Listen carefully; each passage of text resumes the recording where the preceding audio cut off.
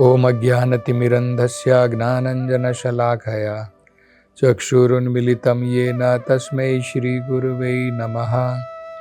नमो ओम विष्णुपदाय कृष्णप्रेष्ठाय भूतले श्रीमते भक्तिवेदांत स्वामिनिति नामिने। नमस्ते सरस्वते देवे गौरवाणी प्रचारिणे निर्विशेष शून्यवादी पाश्चात्य देशतारिणे। जय श्री कृष्ण चैतन्य प्रभु नित्यानंद श्री अद्वैत गदाधर श्रीवासदि गौर भक्त वृंद। हरे कृष्णा कृष्ण कृष्ण हरे हरे, हरे राम राम राम हरे हरे। हरे कृष्णा। तो भगवान अनंत देव ने चित्रकेतु को बड़ा महत्वपूर्ण तत्व ज्ञान प्रदान किया और भगवान वहां से अंतर्ध्यान हो गए।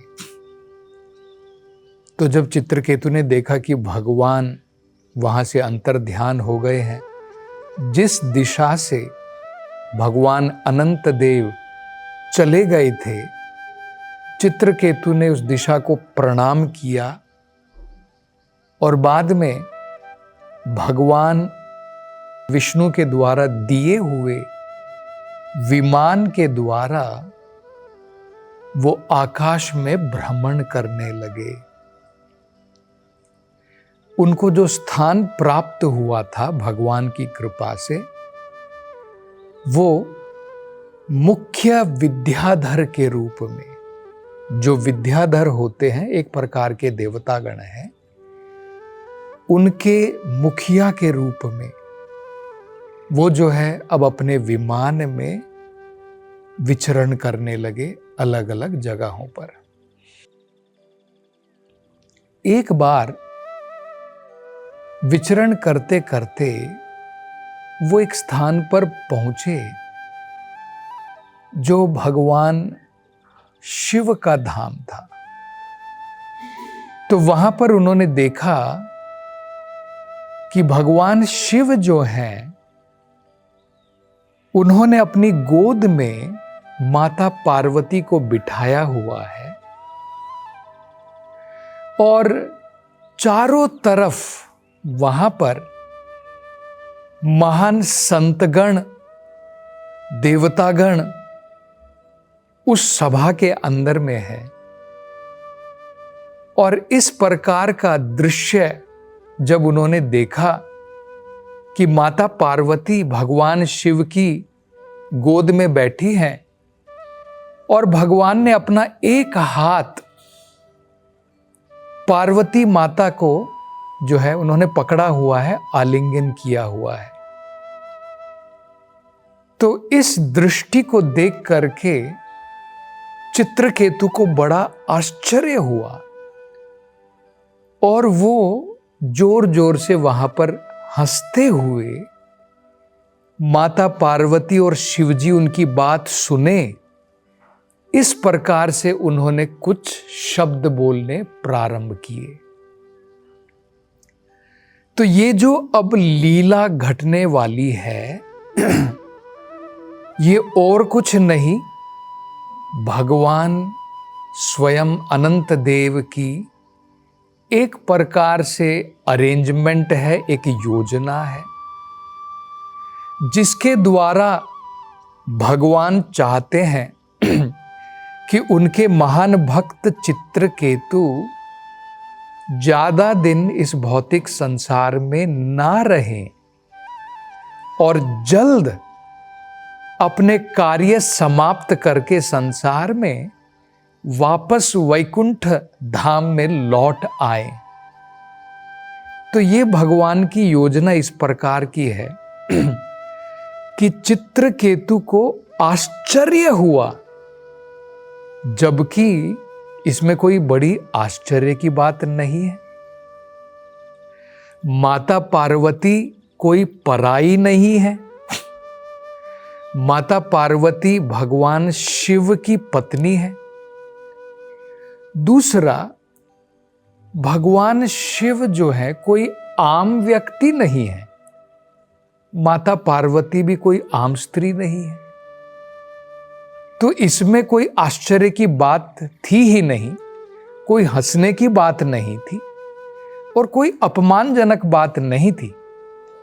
और वहां पर इतने सारे महान ऋषिगण बैठे हुए हैं, उन्होंने इस प्रकार के भगवान शिव के आचरण को अपमानजनक नहीं समझा।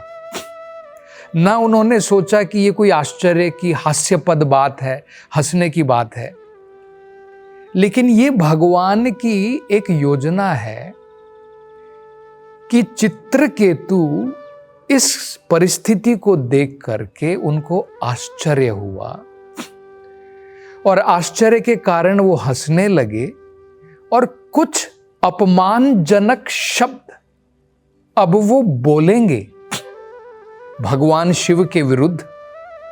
और उसके द्वारा क्या होगा, माता पार्वती क्रोधित होंगी कि उनके पति का इस प्रकार से अपमान किया गया है, और माता पार्वती अब चित्रकेतु को शाप दे देंगी।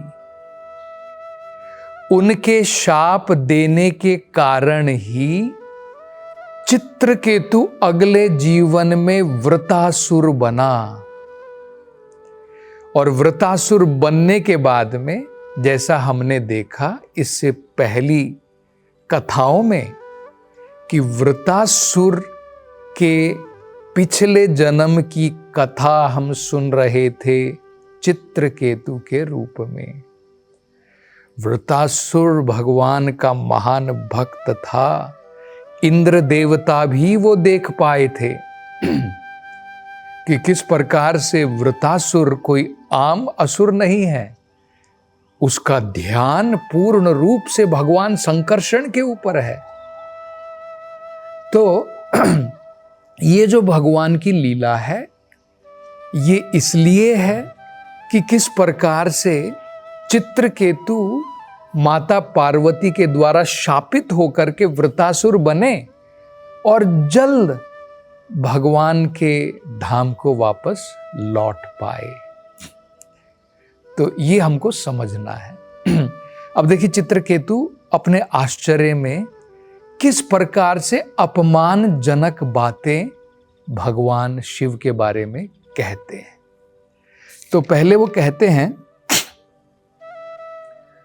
चित्रकेतु उवाचा, चित्रकेतु ने कहा, एष लोक गुरु साक्षात, ये भगवान शिव जो है ये कोई आम व्यक्ति तो नहीं है, ये तो साक्षात सारे जगत के गुरु हैं।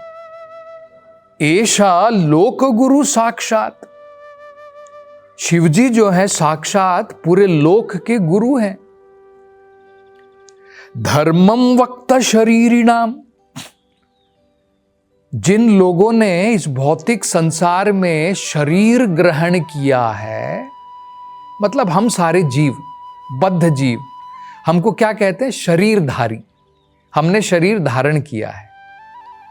शरीरधारी जीवों के लिए धर्मवक्ता भगवान शिव जो है धर्म सिखाते हैं शरीरधारियों को। मतलब देखिए, अगर हम देखें चित्रकेतु में और दक्ष में, पहले हमने दक्ष की कहानी भी सुनी है, दक्ष ने भी भरी सभा में भगवान शिव का अपमान किया था। लेकिन दोनों में अंतर है।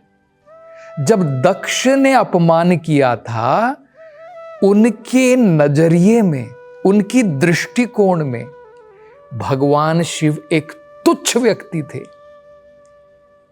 वो कह रहे थे, दक्ष ने क्या क्या कहा था भगवान शिव के बारे में, अरे ये जटाधारी स्नान भी नहीं करता है, शमशान में रहता है, सारे अपने शरीर को राख से मल करके रहता है, भूत प्रेतों के साथ में वास करता है।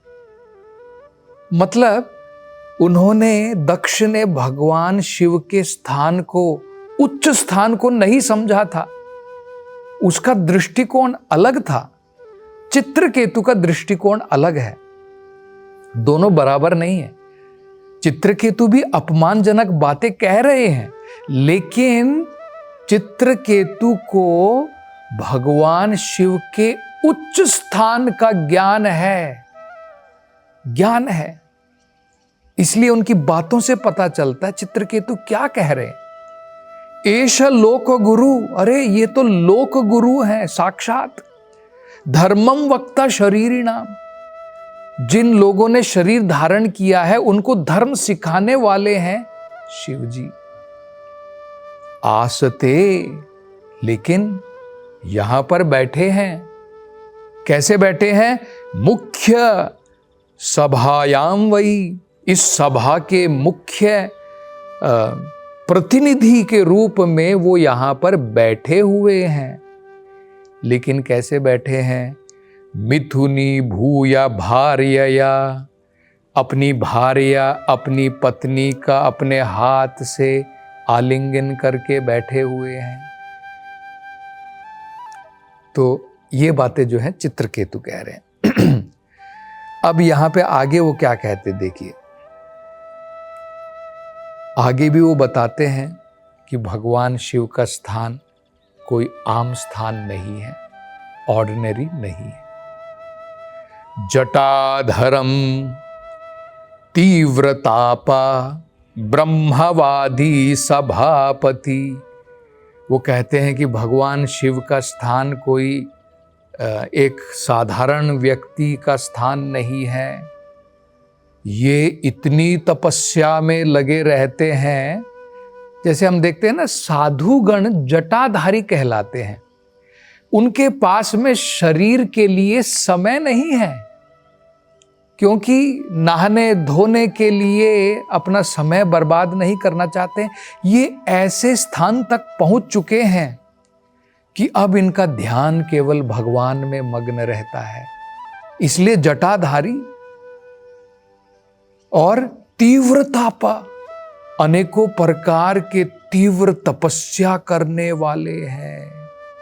तीव्र तापा, ब्रह्मावादी सभापति, इस सभा में जो ब्रह्मावादी लोग हैं, ब्रह्मावादी का जो वेदों के ज्ञाता हैं, जो लोगों को वेद सिखाते हैं, इन सभी वेद सिखाने वाले ब्रह्मावादियों के सभा के पति हैं।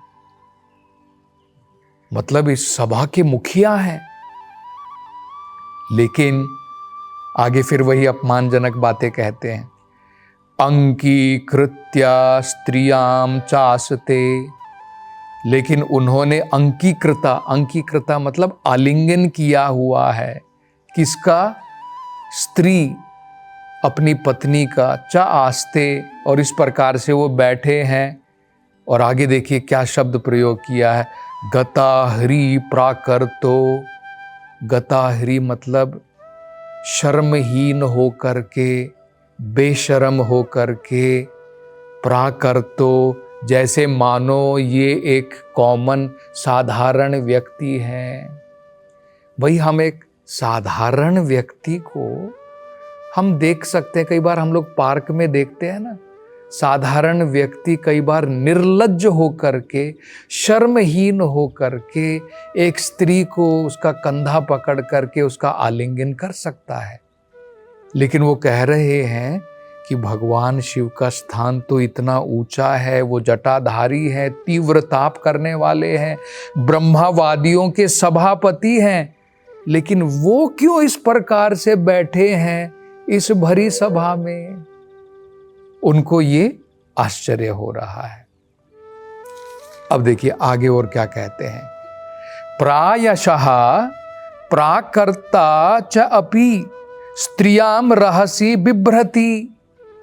वो कहते हैं आमतौर पर, प्रायशः मतलब आमतौर पर, प्राकर्ता जो एक साधारण प्राकृत व्यक्ति है, साधारण व्यक्ति है, च अपि वो भी, स्त्रियाम रहसी बिभ्रति, स्त्रियाम बिभ्रति वो भी स्त्री का आलिंगन करता है, लेकिन रहसी वो करता है जहां पर पब्लिक नहीं है। पब्लिक प्लेसेस में तो नहीं करता है, आम व्यक्ति भी अपनी स्त्री का आलिंगन कर सकता है, लेकिन ऐसी जगह पर जहां पर कोई नहीं है, ऐसे पब्लिक स्थानों पर नहीं। अयम महाव्रत धरो, लेकिन यहां पर देखो महाव्रत धारण करने वाले, ये भी देखिए उनका स्थान बता रहे हैं, उच्च स्थान है, मतलब जो बिल्कुल ब्रह्मचारी के बराबर है। महाव्रत का धारण कौन करता है? जैसे भीष्म पितामह, उनको कहते हैं कि उन्होंने महाव्रत धारण किया, तभी तो उनका नाम भीष्म पड़ा, जिन्होंने भीष्म प्रतिज्ञा की कि मैं अखंड ब्रह्मचारी रहूंगा। तो इस प्रकार का व्रत धारण करने वाले महाव्रत धरो बिभ्रति, लेकिन वो भी आलिंगन कर रहे हैं स्त्रियाम, अपनी स्त्री का, लेकिन कहां पर? सदसी, एक सभा के बीच में। तो ये यहां पर हम देख सकते हैं कि ये चित्रकेतु एक महान भक्त है, साक्षात भगवान के दर्शन इन्होंने किए हैं। ये केवल भगवान की योजना के अनुसार अब यहां पर भ्रमित